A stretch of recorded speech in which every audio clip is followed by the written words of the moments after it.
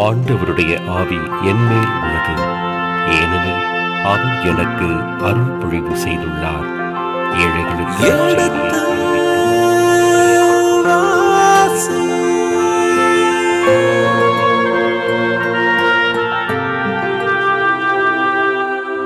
எடுத்து வாசி.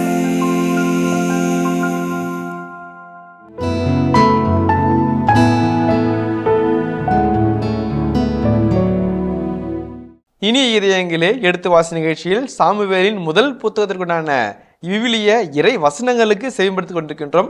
கடந்த பகுதியின் தொடர்ச்சியை இன்று தொடங்குவோம். வாருங்கள், உங்கள் சார்பாக தந்தை அவர்களுக்கு வணக்கம் சொல்லி நிகழ்ச்சியை தொடங்குவோம்.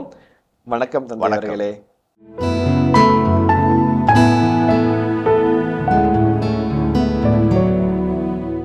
அண்ணா உண்ணமாட்டாள் என்று ஒரு வார்த்தை வருகிறது. ரொம்ப கஷ்டமான ஒரு சூழல். இப்போ அடுத்தவர் அழுதற்கு நான் உண்டு கழித்திருந்தால் யாருக்கு சமம்? லாசரும் ஏழைக்கு சமம். உங்கள் சொத்து தான், உங்களுடைய சாப்பாடு தான், உங்களுடைய மேஜை தான், உங்களுடைய மாடி வீடு தான். ஆனாலும் உன் முன்பாக ஒருவன் பசித்திருக்க நீ உண்டு கழித்திருந்தால் என்ன ஆகும்? அது அப்படியே உல்டாவாகும். அவர் அப்ரஹாமின் மடிக்கும், நீ எரி நகரத்திற்கும் உள்ளாவாய். விழுத்தினுடைய ரிவர்சல் கான்செப்டை நாம் புரிஞ்சுக்கணும். குழந்தை வரம் இருக்கிறது என்பதனால், பிள்ளைகளை பெற்றெடுத்து என்பதனால் ஆணவத்தோடும் அவமரியாதை செய்த பெனினாவின் முன்பாக அண்ணாவை ஆண்டவர் உயர்த்துகிறார். பெனினாவுடைய குழந்தைகளை பற்றி மேலும் யாருமே பேசவில்லை. ஆனால் சாமுவேலை பற்றி உலகம் பேசுகிறது, எபிரேய கலாச்சாரம் பேசுகிறது, இஸ்ரவேல் மீட்பு திட்டம் பேசுகிறது, இன்றும் பேசுகிறது. அப்ப இந்த ரிவர்சலை நம்ம குறைத்து மதிப்பிடக்கூடாது. த டிவைன் ரிவர்சல் என்ற அழகான ஒரு வார்த்தை இருக்கிறது. அண்ணாவின் பாடல்கள் அது நிறைவாக இடம்பெறுகிறது. நான் விளக்கி சொல்கிறேன். அந்த டிவைன் ரிவர்சலை நம்ம குறைத்து மதிப்பிட்டோம்னாக்க நம்மளை முன்னிறுத்துவோம்.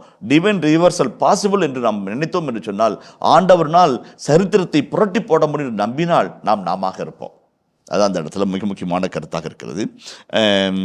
இப்போ தொடக்க நூல் 29ஆம் அதிகாரம் 31ஆம் வசனத்திலிருந்து 30ஆம் அதிகாரம் 22ஆம் வசனம் வரைக்கும் நம்ம வாசித்தோம் என்றால், இந்த ரேச்சல் என்று சொல்லப்படுகிற ராக்கேல் 10 பிள்ளைகளுக்கு தாயாகிற ஒரு காட்சியை காண்கிறோம். அதை போன்ற ஒரு காட்சியை அண்ணாவினுடைய செயல்களிலும் பாடல்களிலும் பார்க்குறோம். 5ஆம் வசனத்தை பார்ப்போமே. 1 சாமுவேல் 2:5 வாசிப்போமே. 1 சாமுவேல் 2:5. நிறைவுடன் வாழ்ந்தோர் கூலிக்கு உணவு பெறுகின்றனர், பசியுடன் இருந்தோர் பசி தீர்த்தார் ஆகியுள்ளனர். மலடி எழுவரை பெற்றெடுத்தால் பல புதல்வரை பெற்றவளோ தனியார் ஆகிறாள். பாருங்க, மலடி பல எழுவரை பெற்றெடுத்தார் என்று அழகான வார்த்தை வருகிறது. அது அண்ணா தன்னுடைய நிலையை உணர்ந்து பார்த்து ஆண்டோடு எழுப்பிய துதியின் வார்த்தைகள் அவைகள். அதை நம்ம மறந்துவிடக்கூடாது. இப்போ இந்த 8 வசனங்களை நாம் நிறைவு செய்கிறோம். எல்கானாவை பற்றி, அண்ணாவை பற்றி, அதே போல் அந்த சூழலை பற்றி ஒரு சின்ன இறையியலை சொல்லி நாம் இந்த பகுதியை நாம் கடந்து செல்வோம். ஒரு 3 கருத்துக்களை முன்பாக வைக்கிறேன். ஏற்கனவே வசனங்களை வாசித்து சொல்லும்போது நிறைய செய்திகளை நான் சொல்லிட்டேன். இன்னும் 1-2 வாழ்க்கை செய்திகளோடு நாம் ஒப்பிட்டு இந்த பகுதியை கடந்து செல்வோம். ஒன்று, அண்ணாவை பற்றி நிறைய பேசியிருந்தாலும் அண்ணாவினுடைய அந்த விவிலிய மனநிலை மிக அழகான ஒரு மனநிலையாக இருக்கிறது. ஜெபிக்கும் அண்ணா, தாழ்நிலையில் இருக்கிற அண்ணா, மகிழ்வுறும் அண்ணா, நன்றி சொல்லும் அண்ணா, ஆண்டவருக்கு பொருத்தனைகள் சொல்லும் அண்ணா, எல்லாவற்றுக்கும் மேலாய் இறைவனே தஞ்சம் என்று நம்புகிற அண்ணா. இந்த 5-6 நிலைகளில் ஆசிரியர் சின்ன சின்ன வசனங்களை வைத்தாலும் மிக அழகான விவிலிய மாந்தராக அண்ணாவின் முன்பாக படம் பிடிக்கிறார். இது முதலாவது. இரண்டாவது, ஒரு நல்ல கணவன் என்கிறவன் எந்த குறையும் ஏற்று ஈடு கட்டுகிற நிலையில் செயல்பட்டால் அந்த குடும்பம் கோயிலாக மாறும் என்பதற்கு எல்கானா ஒரு சிறந்த சான்றாக இருக்கிறார். அண்ணாவின் குறைபாட்டில் தன்னை உட்படுத்தி தான் அதை ஈடுகட்டி செயல்படுகிற எல்கானாவை போல நல்ல கணவர்கள் அமைந்தால் நம்முடைய மனைவிமார்கள் மிகுந்த ஆசீர்வாதம் பெற்றவர்கள். நல்ல சமயத்தில் படித்த கணவனை தேடுகிறோம், சம்பாதிக்கிற கணவனை தேடுகிறோம், அறிவு மிகுந்த கணவனை தேடுகிறோம், திறமையான கணவனை தேடுகிறோம். ஆனால் புரிந்து கொள்கிற, ஏற்றுக்கொள்கிற, அன்புள்ள கணவனை தேடுகிறோமா? பல சமயத்தில் கை நிறைய சம்பாதிக்கிற கணவனை விட மனம் புரிந்து ஏற்றுக்கொள்கிற கணவன்மார்கள் மேலானவர்கள். அவர்கள் இன்பத்திலும் துன்பத்திலும், உடல்நலத்திலும் நோயிலும், வெற்றியிலும் தோல்வியிலும் பிரமாணிக்கமாக இருந்து வாழ்வின் இறுதி மட்டும் வழிநடக்கும் துணையாளர்களாக இருப்பார்கள் என்பதற்கு எல்கானா ஒரு நல்ல சாட்சி. இப்படிப்பட்ட கணவர்களை நாம் தேடும்போது ஆண்டுடைய கிருபை நமக்குள்ளாக எல்லா குறைகளையும் நிறைவு செய்வதாக அமையும் என்பதற்கு அண்ணா மற்றும் எல்கானுடைய குடும்ப வாழ்வு சாட்சியாக அமைகிறது. அதே போலவே இந்த அண்ணாவை பற்றி பேசும்போது விவிலிய இணைச்சட்ட வரலாற்று ஆசிரியர் அண்ணாவை தெபோராவினுடைய சரிசமமாக வைக்கிறார். தெபோராவை பற்றி நாம் நீதித்தொடர் புத்தகத்திலே 5-6 அதிகாரங்களை மிக அழகாய் நாம் பார்த்தோம். அந்த பெண்ணினுடைய ஆளுமை, அந்த பெண்ணுடைய நேர்குணம், அந்த பெண்ணுடைய வெளிப்படையான தன்மை, அந்த பெண்ணுடைய மதியுகம், இவையெல்லாம் சிறப்பான செய்திகளாக நாம் வலியுறுத்தி பேசினோம். அதை போன்ற அந்த தெபோராவிற்கு இணையான ஒரு பெண்மணியாக அன்னாவை ஆசிரியர் படம் பிடிக்கிறார் என்பது மிக முக்கியமான கருத்து. 2 ஒப்புமைகளை மட்டும் சொல்கிறேன். ஒன்று தெபோராவின் வழியாய் ஆண்டவரின் திட்டம் வெற்றி பெற்றது. அன்னாவின் வழியாய் ஒரு மீட்பு திட்டத்தினுடைய புதிய அத்தியாயம் துவங்குகிறது. தெபோரா ஆண்டவர் மீது நம்பிக்கை வைத்து செயல்பட்ட ஒரு வீராங்கனையாய் இருக்கிறாள். அன்னா ஆண்டவர் மீது நம்பிக்கை வைத்து சோதனை வென்ற ஒரு வீராங்கனையாய் இருக்கிறாள். தெபோரா இஸ்ராயலின் தாயாய் கருதப்பட்டார். அன்னாவும் அந்த தாய்மைக்குரிய இடத்தை தானாக பெற்றுக்கொள்கிறார் கடவுளுடைய கிருபையினால். பல விதங்களில் தெபோராவை போல அன்னாவை ஈடுகட்டி காட்டுகிற வரலாற்று இணைச்சட்ட நூலாசருடைய செயல்பாடு நம்மை வியக்க வைக்கிறது என்று தான் சொல்ல வேண்டும். அதை போலவே அண்ணாவனுடைய ஜெபத்தை பற்றி ஒரு செய்தியை நம்ம முக்கியமாக இது கொண்டோம். அண்ணா ஜெபிப்பதற்கு முன்பாக அண்ணாவை போல வேறு ஒருவர் எவரும் ஜெபித்ததாக விவிலியத்தில் சான்றுகள் அல்ல. அவருடைய ஜெபம் the longest prayer until the time of Anna என்று ஆசிரியர் குறிப்பிடுகிறார். அண்ணாவின் ஜெபம் வரும் வரைக்கும் அவருடைய ஜெபமே மிகப்பெரிய ஜெபமாக இருக்கிறது. எல்லா நிலைகளையும் கடந்த ஒரு ஜெபமாக, கண்ணீர் கடந்த மன்றாட்டாக, ஆண்டவருக்கு பொருத்தனை செய்கிற ஒரு ஜெபமாக, ஈசானுடைய பண்பாட்டு தன்மைகளை உள்ளடக்கிய ஒரு ஜெபமாக, நிறைவின் ஜெபமாக இருப்பதாக ஆசிரியர்கள் குறிப்பிட்டு சொல்கிறார்கள். அதை பற்றி நம்ம பிற்பாடு பார்ப்போம். அதே போலவே அண்ணா நம் முன்பாக ஜெபத்தின் சக்திக்கு சான்றாக இருக்கிறார். ஒரு முறை ஜெபத்தை பற்றி பேசிகிட்டு இருக்கும்போது ஒருத்தர் அசட்டையாக உட்காந்துருந்தார். அப்போ ஏன் அப்படின்னு சொல்லி கேட்டேன். ஜபன்றீங்க, ஜபத்தினால என்ன ஆகும் அப்படின்னு சொல்லி கேட்டார். அவருடைய அறிவு, அவருடைய ஞானம், அவருடைய திறமை, அவருடைய புத்திசாலித்தனம் எல்லாம் எனக்கு தெரியும். அவரை உற்று பார்த்து ஒரு கேள்வி கேட்டேன். ஜபத்தினால என்ன ஆகாதுன்னு நீ சொல்லுப்பா, ஜபத்தினால என்ன ஆகும் நான் சொல்கிறேன் அப்படின்னார். நிமிர்ந்து உட்கார்ந்தவர் நிமிர்ந்து வாழ தொடங்கினார். பல சமயத்தில் நம்மக்கிட்ட மார்பு கவசம் இல்லாமல் இருக்கலாம், கையில் ஈட்டி இல்லாமல் இருக்கலாம், கையில் போர் வாள் இல்லாமல் இருக்கலாம், தலை கவசம் இல்லாமல் இருக்கலாம், கால் சிராய் இல்லாமல் இருக்கலாம். ஆனால் நம்முடைய ஜபம் இருந்தால் எந்த கோலியாத்தையும் நம்மளை வீழ்த்த முடியும் என்பதற்கு விவிலியம் சான்றாக அமைகிறது. ஜபத்தினால் என்ன முடியாது என்று நாம் நினைத்தோம் என்றால் ஜபிக்க துவங்குவோம், ஜபத்தில் நம்பிக்கை வைப்போம். இன்றைக்கு பணம், பதவி, பட்டம், செல்வாக்கு, அதிகார போதையினால் தடுமாறுகிற இவற்றை வைத்து சாதிக்க நினைக்கிறவர்களுக்கு அண்ணா ஒரு மிகச்சிறந்த சான்று. ஜபத்தினால் எதையும் சாதிக்கலாம் என்று நமக்கு நிகழ்த்தி காட்டுகிறார். இது ஒரு கருத்து. 2வது கருத்து கண்ணீரோடு கூடிய ஜெபம். ரொம்ப அழகான ஒரு வலிமையான நிலைப்பாட்டை அண்ணா மேற்கொள்கிறார். அண்ணாவுடைய கண்ணீர் ஆண்டவருடைய இதயத்தை பிசைந்தது, ஆண்டவருடைய இதயத்தில் இரக்கத்தை பெற்றுக்கொண்டது. அந்த கண்ணீருக்கு இருக்கிற வல்லமையை அண்ணாவிடமிருந்து தெளிவாக நாம் புரிந்து கொள்கிறோம். எனக்கு ஒரே ஒரு சின்ன கேள்வி. கடைசியாக நீங்கள் எப்போ அழுது ஜெபிச்சிங்க? நானா சாமி? யாராக இருந்தாலும் ஞாபகம் இல்லை சாமி. அதுதான் சில சமயத்தில் எமோஷனல் ப்ரேயர்னு சொல்லிட்டு நிறைய பேர் சாடுறாங்க. நம்முடைய உணர்வோடு நம்ம ஜெபிக்க அழைக்கப்பட்டிருக்கிறோம். நம்முடைய அந்த அண்ணா ஜெபிக்கும் போது நீ ஏன் குடிச்சிட்டு உளறியான்னு அந்த 2வது பகுதியில் கேட்பாரு. என் உள்ளத்தை ஆண்டவனும் கொட்டி கொண்டிருக்கிறேன். அந்த கொட்டி கொண்டிருக்கிற வெளிப்பாடு தான் கண்ணீர். நம்முடைய ஜபங்கள் பல சமயத்தில் உதட்டளவில் இருப்பதனால் அந்த ஜபத்தினுடைய வல்லமை உள்ளத்திற்குள்ளாக ஊறுவது கிடையாது. வாய் வார்த்தையே இல்லாமல் உள்ளத்தின் வாஞ்சையாய் ஜெபம் வருகின்ற பொழுது நம் வாழ்வு வளம் பெறும். நம்முடைய நம்பிக்கை தளிர்க்கும் துளிர்க்கும் வெற்றியின் பாதையில் நம்ம நடந்து வருவோம். ஜெபிக்கிறவன் ஜெயிக்கிறான். ரொம்ப அழகான வார்த்தை. அண்ணா அதற்கு ஒரு அழகான ஒரு சான்றாய் அமைகிறார். இன்னொரு வார்த்தை சொல்ல ஆசைப்படுறேன்.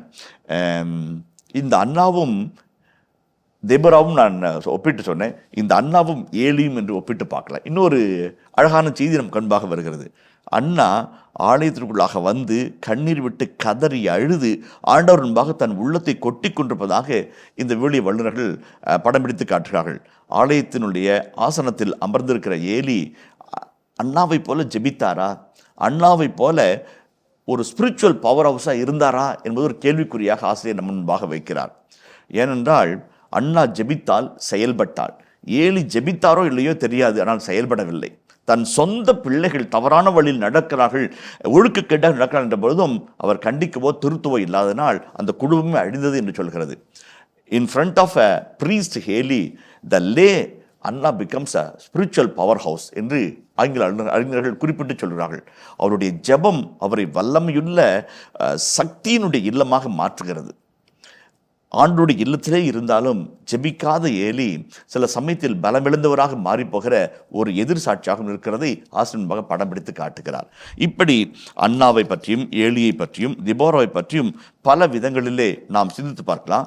இறுதியாக இந்த பகுதியில் வருகின்ற ஒரு சின்ன செய்தியாக இந்த 8 வசனங்கள் அறிமுக வசனங்கள் என்றாலும் அதில் அடங்கியிருக்கிற அர்த்தங்கள், அதில் அடங்கியிருக்கிற ஆழமான செய்திகள் நம் வாழ்வை பலப்படுத்துவதாக அமைகிறது. இந்த 8 வசன முன்னுரையோடு அண்ணாவுடைய வாழ்க்கைக்குள்ளாக நாம் கடந்து போக அழைக்கப்படுகிறோம். 9 முதல் 18 வரையில இறைவார்த்தைகளை நம்ம வாசிப்போம். ஒரு நாள் அவர்கள் சீலோவில் உண்டு கொடுத்த பின் அண்ணா எழுந்தார். குரு ஏலி ஆண்டவரின் கோவில் முற்றத்தில் ஒரு இருக்கையில் அமர்ந்திருந்தார். அண்ணா மனம் கசந்து அழுது புலம்பி ஆண்டவரிடம் மன்றாடினார். ரொம்ப அழகான ஜபம். ரொம்ப அந்த அண்ணாவுடைய ஜபத்தை பற்றிய செய்திகளை முன்னுரையாக நம்ம சொன்னோம். இறுதி உரையாக கடந்த அமர்வில் நம்ம பார்த்தோம். இப்போ அண்ணாவுடைய செயல்பாடு ரொம்ப அழகாக இருக்குது. அண்ணா எழுந்தார், ஆண்டவரின் முற்றத்திற்கு வந்தார் என்று வேதவசம் வருகிறது. அந்த வகையில் அண்ணா எல்கானாவோடு சேர்ந்து கட்சி நடத்தவில்லை, பெனினாவோடு சண்டைக்கு மல்லுக்கு நிற்கவில்லை, மாறாக ஆண்டிடம் வருகிறார். அவரிடம் யாரிடம் சென்றால் என்ன ஆகும் என்பது தெரிந்திருந்தது. அந்த விவேகமும் ஞானமும் இருந்தால் எந்த பிரச்சனையும் நம்ம எளிதாக சமாளிக்கலாம். மாதா கானாவூர் திருமணத்தில் 2 வகையில் செயல்பட்டுருக்கலாம். ஒன்று, என்ன கல்யாணம் பண்ணுறாங்க, ஒரு சின்ன ஒரு குடும்பம், ஒரு 40-50 பேர் தான் வந்திருப்பாங்க, அவங்களுக்கு ரசம் கொடுக்க முடியாமல் என்ன கல்யாணம் நடத்துகிறாங்க, குதர்க்கமாய் பேசியிருக்கலாம், குத்தி காட்டியிருக்கலாம். ஆனால் அன்னை மரியாள் யாரிடம் சொன்னால், என்ன சொன்னால், எப்படி சொன்னால் அந்த பிரச்சனை தீரும் என்று அறிந்திருந்தார். இயேசுவிடம் சென்று ரசம் தீர்ந்து விட்டது என்று சொன்னார். தீர்ந்து போன ரசம் நிறைவாய் அங்கே வந்தது என்பதை விவிலிய ஆசிரியர்கள் சுட்டி காட்டுகிறார்கள். அண்ணாவுடைய மனநிலை மிக அழகானது. 1 சாமுவேல் 1ஆம் அதிகாரம் 10ஆம் வசனத்திலே அண்ணாவின் ஜெப மனநிலையை படம் பிடிக்க விரும்பிய ஆசிரியர் 4 வினைச்சொற்களை பயன்படுத்துகிறார். எப்படி அவர் ஜெபித்தார்? மனம் கசிந்து, அழுது, புலம்பி, மன்றாடினார். 4 வார்த்தைகள். ஜெபம்ன்ற ஒரு வார்த்தைக்கு 4 தன்மைகள் இருக்குது. மனம் கசிந்து, அழுதி, புலம்பி, மன்றாடுவது. ஒவ்வொன்றுக்கும் ஒரு வார்த்தைக்கும் ரொம்ப விளக்கம் சொல்லிகிட்டே போகலாம். நம்ம அது என்ன சொல்ல எடுக்க முடியாது. ஒன்றே ஒன்று என்ன சொன்னோன்னாக்க, புலம்புதல் என்பது இயலாமையினுடைய வெளிப்பாடு, அழுதல் என்பது ஆற்றாமனுடைய வெளிப்பாடு, மனம் கசிந்து என்பது உண்மையன்றி வேறு வழியில்லை என்று தஞ்சம் தேடுவது. இந்த 4 மனநிலையும் ஜெபத்திற்குள்ளாக வரும்போது அந்த ஜெபம் வல்லமையுள்ள ஜெபமாக இருக்கட்டும், அது ஆகாரின் கண்ணீர் கலந்த ஜெபமாக இருக்கட்டும், அல்லது யூதத்தினுடைய வலிமையான ஜெபமாக இருக்கட்டும், அல்லது அண்ணாவினுடைய கண்ணீர் கலந்த ஜெபமாக இருக்கட்டும், இதுதான் மனப்பங்கு. அந்த ஜெபிக்கும் மனப்பாங்கை அண்ணா அழகாய் படம் பிடித்து காட்டுகிறார். பொருத்தனை செய்வது என்பது நம்முடைய ஜெபத்திற்கு வலுவூட்டுவதாக இருக்கும் செயலாக எபிரேய கலாச்சாரத்தும் சரி இன்றைக்கும் அது இருந்து வருகிறது. நாம் கண்டுகொள்ள அழைக்கப்படுகிறோம்.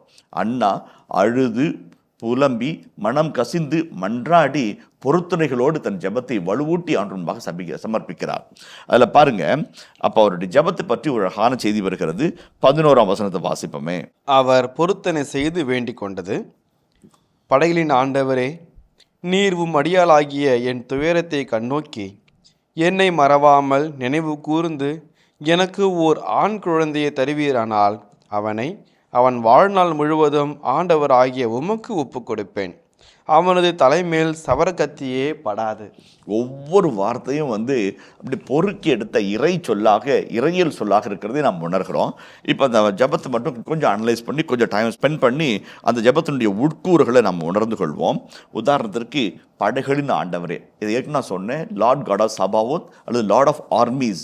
அப்போ அன்னாள் இறைவனுக்கு ஒரு சிறப்பு பட்டத்தை தருகிறார். படைகளின் ஆண்டவரே, படைகளின் ஆண்டவராக அரசன் வருவான், அந்த அரசனுக்கும் ஆண்டவராக நீர் இருப்பீர் என்பதை சொல்லாமல் சொல்லி, இப்போ ஜபத்தில் நாம் யார் என்னவா இருக்கிறோன்றதை மட்டும் சொல்ல கிடையாது, நீங்கள் யாராக இருக்கிறது என்பதையும் நாம் அறிவித்து அறிக்கை செய்கிறோம். நீர் படைகளின் ஆண்டவர், இந்த அடியோருடைய கண்ணீரை தீர்க்க முடியாதவரா என்ன? அந்த ஒரு வினா அங்கே தொக்கி நிற்கிறது. 2வது, உம் அடியாளாகிய, படைகளின் ஆண்டவராகிய நீர் உம் அடியாளாகிய என்னை. இருவருக்கும் இடையே ஒரு ஒப்பந்த உறவை அவர் பயன்படுத்துகிறார், உடன்படிக்கையின் உறவை அவர் பயன்படுத்துகிறார். அப்ரஹாமை போல சோதோம் கொமோருக்காக ஆண்டவர் முன்பாக மனம் கசிந்து மன்றாடிய, பரிந்து பேசிய அப்ரஹாமை போல அண்ணா தன்னை ஆண்டவரின் அடியாராக இறைவன் முன்பாக நிறுத்துகிறார். முதல் கருத்து. 2வது பாருங்க, என் துயரத்தை கண்ணோக்கி என்னை மறவாமல் நினைவு கூர்ந்து. ரொம்ப என் துயரத்தை கண்ணோக்கி, அதில் பாருங்க, விடுதலை பெண்கள் 3ஆம் அதிகாரத்தில் அவர் துயரை நான் கண்டேன், அவருடைய கூக்குரலை நான் கேட்டேன், அவளை விடுவிக்க நான் இறங்கி வருவேன். காண்கிற இறைவன், துயரத்தினுடைய ஓலத்தை கேட்கிற இறைவன், துயதுடைக்கு இறங்கி வருகிற இறைவனை விடுதலை பெறணும்னு சுட்டி காட்டுகிறது. அதே ஒரு தாழ்வுற்று உடைந்து நொறுங்கி போன ஒரு உள்ளத்தை அண்ணாவிடம் சமர்ப்பிக்கிறாள். என் துயரத்தை கண்டு நீர் இறங்கி வந்து மறவாமல் நினைவு கூர்ந்து எனக்கு ஆண்மகனை தருவீர் என்றாள். எவ்வளோ அழகான ஒரு ஜெபம் பாருங்க. அந்த அம்மா மம்பிளிங் அண்ட் ஃபம்பிளிங் கிடையாது. இப்படி பிளெயினாக என்ன வேணும், என்னவா இருக்கிறேன், நீங்கள் என்னவா இருக்கிறீங்க, இதுதான் என்று அழகாய் தெளிவான ஒரு ஜெபம். எனக்கு ஒரு ஆண்மகனை தர வேண்டும். அதுக்கு அவங்க கேட்குறது பாருங்க, குழந்தை கொடுங்கன்னு கேட்டால் கேட்கலாம்.